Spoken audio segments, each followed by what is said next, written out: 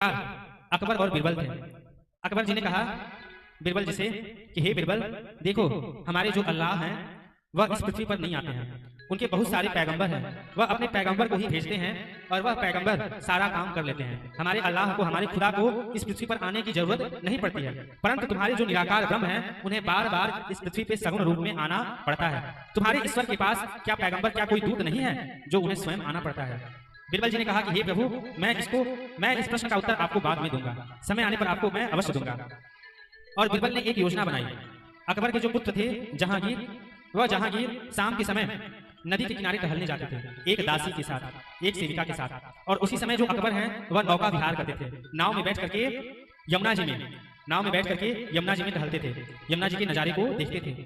तो बीरबल जी ने उस दासी को बुलाया और कहा कि हे दासी, आज तुम जहांगीर का एक पुतला बनाना और उस पुतले को ले जाना, और मैं जब इशारा करूंगा तो उस पुतले को तुम यमुना जी में ढकेल देना, गिरा देना, और जोर जोर से चिल्लाना कि जो जहांगीर हैं वह डूब रहे हैं, जो जहांगीर हैं वह डूब रहे हैं, कोई बचाओ, कोई बचाओ। उस दास ने कहा कि हे प्रभु, हे बीरबल जी, यदि बादशाह को पता चल गया तो वह हमें जान से मार देंगे।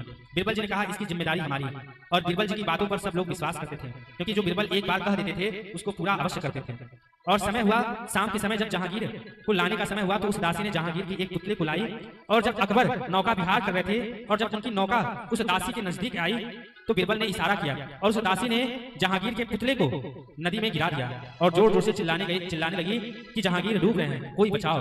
और यह सुनते ही जो बादशाह थे, जो अकबर थे, वह नाव से कूद पड़े अपने पुत्र को बचाने के लिए।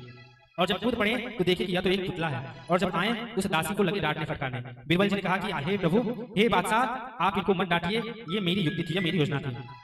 तो अकबर ने कहा कि ऐसा तुमने किया क्यों? बीरबल जी ने कहा पहले आप हमारे प्रश्न का उत्तर दीजिए कि जब जहांगीर डूब रहा था, मान लीजिए उसका पुतला था, परंतु जब वह डूब रहा था तो आपके पास इतने सैनिक, इतने पहरेदार, इतने सेवक थे, आपने अपने सेवकों को क्यों नहीं भेजा अपने पुत्र को बचाने के लिए? अकबर जी ने कहा तुम मूर्ख हो, मेरा पुत्र डूब रहा है तो मैं सेवकों को कहने जाऊंगा? मैं जब तक मैं सेवकों को कहूंगा तब तक मैं स्वयं जाकर उसे बचाऊंगा, क्योंकि वह मेरा पुत्र है, मैं उससे प्रेम करता हूं। बीरबल जी ने कहा कि ठीक उसी प्रकार हमारे जो निराकार ब्रह्म है वह अपने भक्तों से इतना प्रेम करते हैं, इतना प्रेम करते हैं कि जब वह भक्त उन्हें पुकारते हैं कि हे हरि, हे गोविंद, हे रघुनाथ, तब भगवान जो है जिस रूप में उनके भक्त पुकारते हैं उसी रूप में, उस साकार से, उस निराकार से साकार रूप में भगवान दौड़े दौड़े चले आते हैं। जब द्रौपदी पुकारती हैं तो कभी वस्त्र के रूप में, जब हाथी पुकारता है तो हरि के रूप में, किसी न किसी रूप में भगवान उनके पास चले आते हैं।